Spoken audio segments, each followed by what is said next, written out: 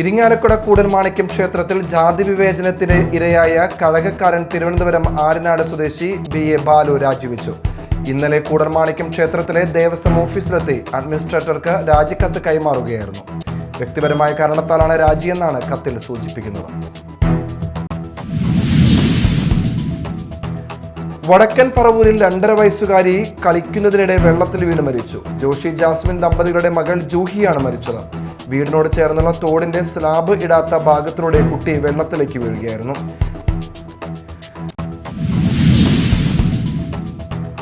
എറണാകുളം ജില്ലയിലെ കാലടിയിൽ പച്ചക്കറി വ്യാപാര സ്ഥാപനത്തിലെ മാനേജരെ കുത്തിപ്പരിക്കേൽപ്പിച്ച് പണം കവർന്ന കേസിൽ പെരിഞ്ഞനം സ്വദേശി അറസ്റ്റിൽ.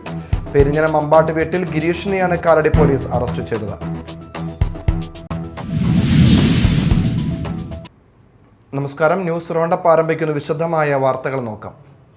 ഇരിങ്ങാലക്കുട കൂടൽമാണിക്യം ക്ഷേത്രത്തിൽ ജാതി വിവേചനത്തിന് ഇരയായ കഴകക്കാരൻ തിരുവനന്തപുരം ആര്യനാട് സ്വദേശി BA ബാലു രാജിവെച്ചു. ഇന്നലെ കൂടൽമാണിക്യം ക്ഷേത്രത്തിലെ ദേവസ്വം ഓഫീസിലെത്തി അഡ്മിനിസ്ട്രേറ്റർക്ക് രാജിക്കത്ത് കൈമാറുകയായിരുന്നു. വ്യക്തിപരമായ കാരണത്താലാണ് രാജിയെന്നാണ് കത്തിൽ സൂചിപ്പിക്കുന്നത്. ജാതി വിവേചനത്തിനിരയായ കഴകക്കാരൻ തിരുവനന്തപുരം ആര്യനാട് സ്വദേശി BA ബാലു രാജിവെച്ചു. ജാതി വിവേചന വിവാദത്തെ തുടർന്ന് അവധിയിലായിരുന്ന ബാലു തിരികെ ജോലിയിൽ പ്രവേശിച്ചിരുന്നില്ല. ദേവസ്വം റിക്രൂട്ട്മെന്റ് ബോർഡ് നിയമനത്തെ തുടർന്ന് ഫെബ്രുവരി 24-നാണ് ബാലു കഴകക്കാരനായി ഇരിങ്ങാലക്കുടയിലെത്തിയത്. ഈഴവ സമുദായക്കാരനായ ബാലുവിന്റെ നിയമനത്തെ എതിർത്ത് തന്ത്രിമാർ രംഗത്ത് വരികയായിരുന്നു. വാര്യർ സമുദായ അംഗമാണ് ക്ഷേത്രത്തിൽ കഴക ജോലി ചെയ്തിരുന്നത്. ഇതിനു പകരം ഈഴവ വിഭാഗത്തിൽപ്പെട്ട ബാലുവിനെ നിയമിച്ചതിൽ തന്ത്രിമാർ കടുത്ത പ്രതിഷേധം അറിയിച്ചു. തന്ത്രിമാരുടെ എതിർപ്പിനെ തുടർന്ന് ബാലുവിനെ ദേവസ്വം ഭരണസമിതി ഓഫീസ് ജോലിയിലേക്ക് മാറ്റിയിരുന്നു. പിന്നീട് ഇത് വിവാദമായതോടെ കൂടൽമാണിക്യം ഭരണസമിതി തന്നെ ബാലുവിനെ കഴകക്കാരനായി നിയമിക്കാൻ തീരുമാനിക്കുകയായിരുന്നു. Media time, Irinjalakuda. KSRTC ജീവനക്കാർക്ക് ആശ്വാസമായി 1-ാം തീയതി ശമ്പളം എത്തിത്തുടങ്ങി. മാർച്ച് മാസത്തിലെ ശമ്പളം ഒറ്റത്തവണയായിട്ടാണ് വിതരണം ചെയ്തത്. ഇന്ന് തന്നെ ശമ്പള ഇനത്തിൽ 80 കോടി വിതരണം ചെയ്തെന്ന് KSRTC അറിയിച്ചു. ഓവർ ഡ്രാഫ്റ്റ് എടുത്തായിരുന്നു ശമ്പള വിതരണം. സർക്കാർ സഹായം കിട്ടുന്നതോടെ ഇതിൽ 50 കോടി തിരിച്ചടയ്ക്കുമെന്ന് KSRTC അറിയിച്ചു. 2020 ഡിസംബറിലാണ് KSRTCയിൽ ഇതിനു മുമ്പ് 1-ാം തീയതി മുഴുവൻ ശമ്പളവും കൊടുത്തത്. ശമ്പളം മുടങ്ങുന്നതും ഗഡുക്കളായി നൽകുന്നതും ഇനി പഴങ്കഥയാവുമെന്ന് കഴിഞ്ഞ മാസമാണ് ഗതാഗത മന്ത്രി ഗണേഷ് കുമാർ ജീവനക്കാർക്ക് വാക്ക് നൽകിയത്.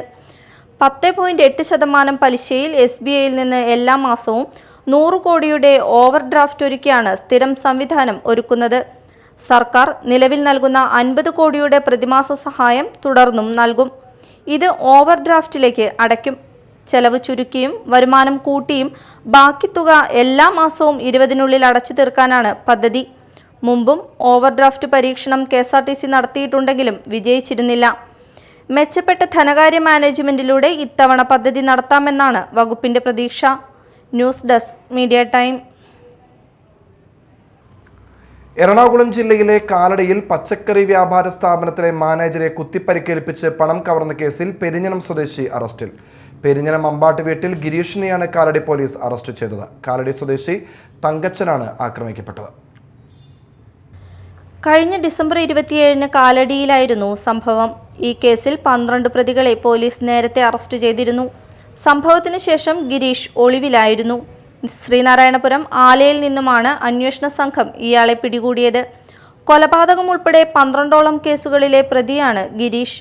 പെരുമ്പാവൂർ ASP ശക്തി സിംഗ് ആര്യയുടെ നേതൃത്വത്തിലുള്ള അന്വേഷണ സംഘത്തിൽ ഇൻസ്പെക്ടർ അനിൽകുമാർ T മേപ്പിള്ളി, SI-മാരായ ജോസി M ജോൺസൺ, റെജിമോൻ, SCPO-മാരായ Manoj Kumar, Shijo Paul, Rahul, CPO Eldho Paul എന്നിവരും ഉണ്ടായിരുന്നു. Media time, Kodungallur.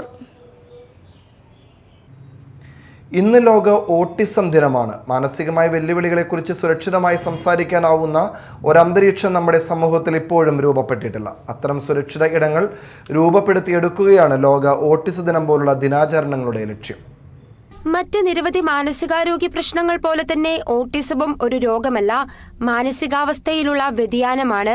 സാമൂഹികപരവും ആശയവിനിമയപരവും ചില സന്ദർഭങ്ങളിൽ വ്യക്തിത്വ വികാസവുമായും ബന്ധപ്പെട്ടുമുണ്ടാവുന്ന വ്യത്യാസങ്ങളാണ് ഓട്ടിസം എന്ന അവസ്ഥ.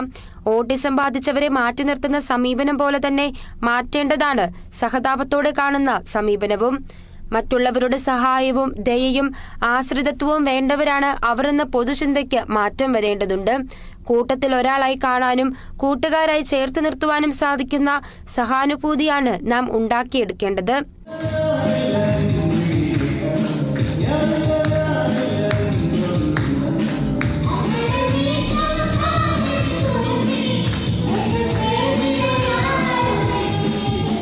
സമൂഹത്തിലെ മറ്റാരെയും പോലെ ദൈനംദിന കൃത്യങ്ങൾ നിർവഹിക്കാനും ആളുകളുമായി ഇടപഴകാനും കൃത്യമായ പരിശീലനത്തിലൂടെ ഓട്ടിസം ബാധിതർക്കും സാധിക്കും.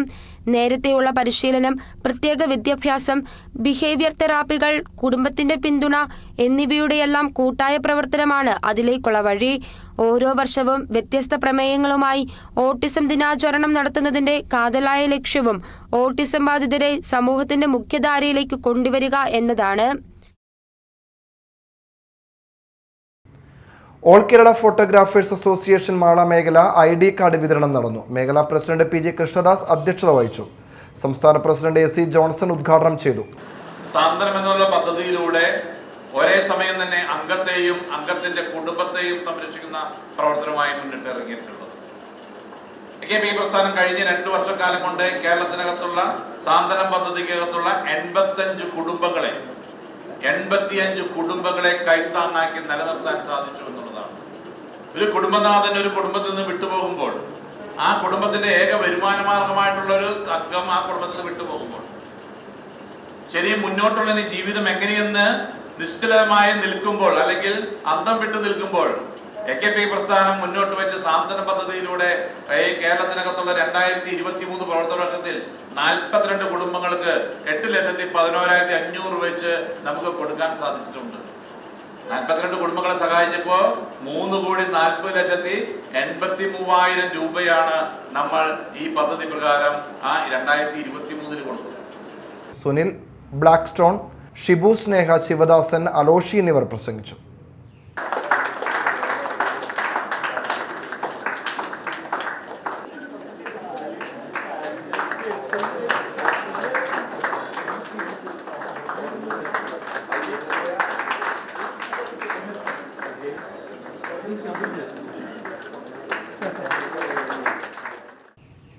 ഡയമണ്ട് ചാരിറ്റബിൾ ട്രസ്റ്റ് സ്പോൺസർ ചെയ്യുന്ന ആംബുലൻസ് അന്നമനട ഗ്രാമപഞ്ചായത്തിന് കൈമാറി. ഗ്രാമപഞ്ചായത്ത് പ്രസിഡന്റ് PV വിനോദ് അധ്യക്ഷത വഹിച്ചു. കൊറോണ പ്രതിരോധ പ്രവർത്തനവുമായി ബന്ധപ്പെട്ട് നമ്മുടെ ഗ്രാമപഞ്ചായത്ത് തന്നെ 24 മണിക്കൂറും 64 ദിവസവും നീണ്ടു നിന്ന ഹെൽപ്പ് ഡെസ്കും, അതോടൊപ്പം തന്നെ രോഗികളെ സഹായിക്കുന്നതിന് വേണ്ടി അവർക്ക് ആവശ്യമായ മരുന്ന്, പോഷകാഹാരം, അവർക്ക് ആവശ്യമായ സേവനങ്ങളടക്കമുള്ള ജില്ലയ്ക്ക് തന്നെ മാതൃകയായ നിരവധിയായ പ്രവർത്തനങ്ങൾ സംഘടിപ്പിച്ചൊരു പഞ്ചായത്താണ് അന്നമനട. ആ കൊറോണ സമയത്ത് നമുക്കുണ്ടായിരുന്ന പാലിയേറ്റീവിൻ്റെ ആംബുലൻസ് ഉപയോഗിച്ചാണ് നമ്മൾ അത്യാവശ്യ ഘട്ടങ്ങളിൽ രാത്രിയെന്നോ പകലെന്നോ കൂടാതെ നമ്മുടെ ആളുകളെ, പേഷ്യൻസിനെ നമ്മുടെ DCCകളിലേക്കും ആശുപത്രികളിലേക്കും അടക്കമുള്ള സ്ഥലങ്ങളിലേക്ക് രോഗികളെ നമ്മൾ മാറ്റി. Vice president Sindhu Jain, Raman Namboothiri, NS Abdul Khader, TK Satheesan, KA Iqbal, KK Ravi Namboothiri, Sunitha Sajeevan, TV Suresh Kumar, MU Krishnakumar, CK Shiju തുടങ്ങിയവർ സംസാരിച്ചു. ഇനി വാർത്തകൾ ഒറ്റനോട്ടത്തിൽ.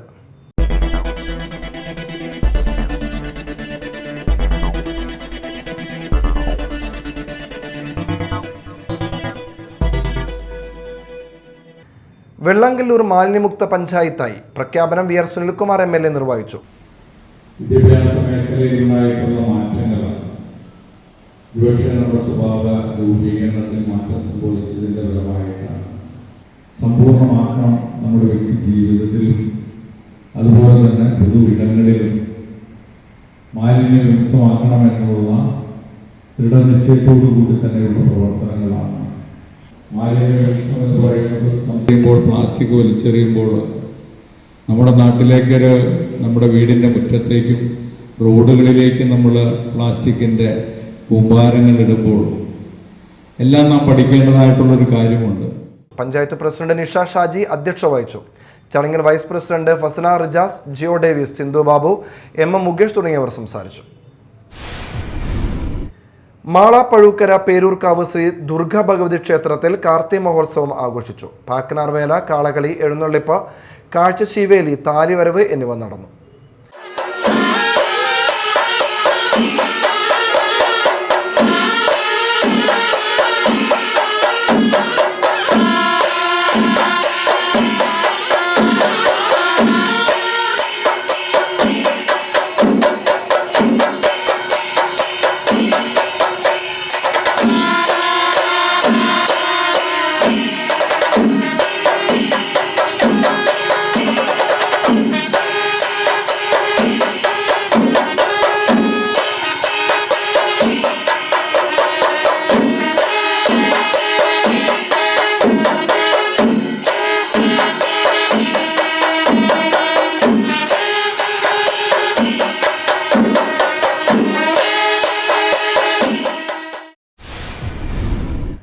വടക്കൻ പറവൂരിൽ 2.5 വയസ്സുകാരി കളിക്കുന്നതിനിടെ വെള്ളത്തിൽ വീണ് മരിച്ചു. ജോഷി ജാസ്മിൻ ദമ്പതികളുടെ മകൾ ജൂഹിയാണ് മരിച്ചത്. വീടിനോട് ചേർന്നുള്ള തോടിന്റെ സ്ലാബ് ഇടാത്ത ഭാഗത്തിലൂടെ കുട്ടി വെള്ളത്തിലേക്ക് വീഴുകയായിരുന്നു.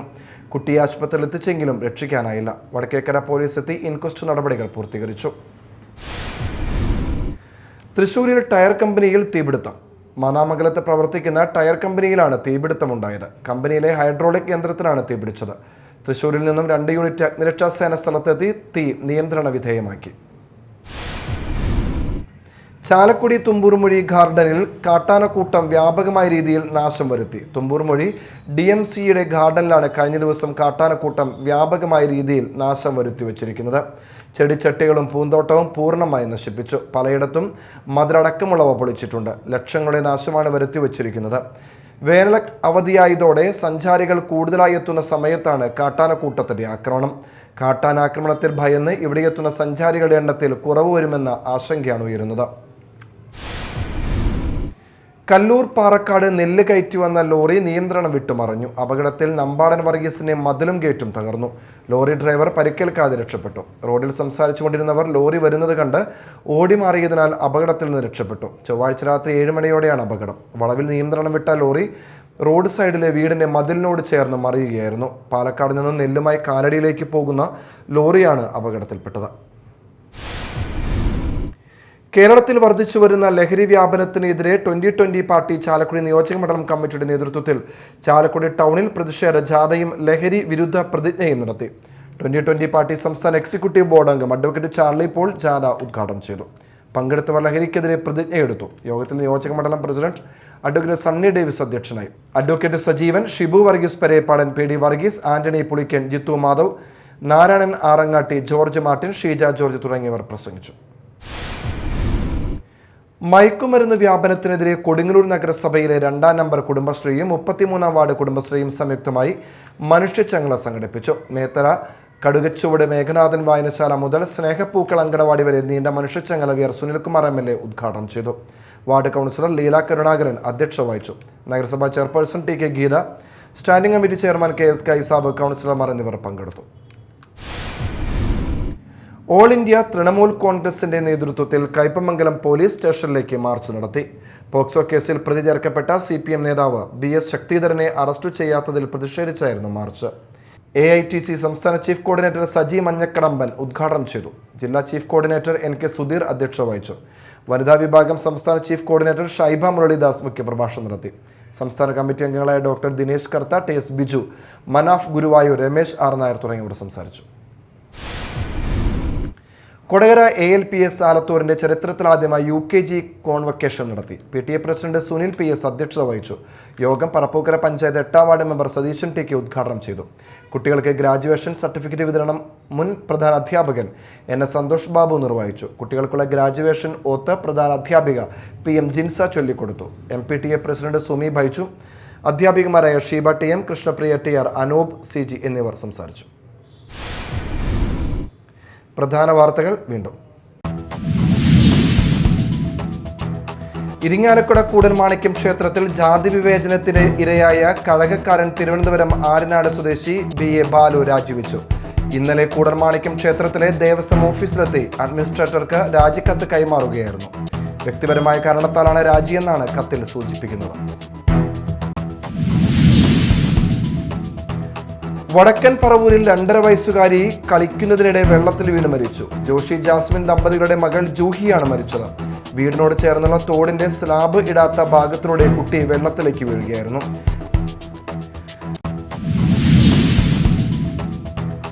എറണാകുളം ജില്ലയിലെ കാലടിയിൽ പച്ചക്കറി വ്യാപാര സ്ഥാപനത്തിലെ മാനേജരെ കുത്തിപ്പരിക്കേൽപ്പിച്ച് പണം കവർന്ന കേസിൽ പെരിഞ്ഞനം സ്വദേശി അറസ്റ്റിൽ. പെരിഞ്ഞനം അമ്പാട്ട് വീട്ടിൽ ഗിരീഷിനെയാണ് കാലടി പോലീസ് അറസ്റ്റ് ചെയ്തത്. ഇതോടെ ന്യൂസ് റൗണ്ടപ്പ് സമാപിച്ചു. നമസ്കാരം.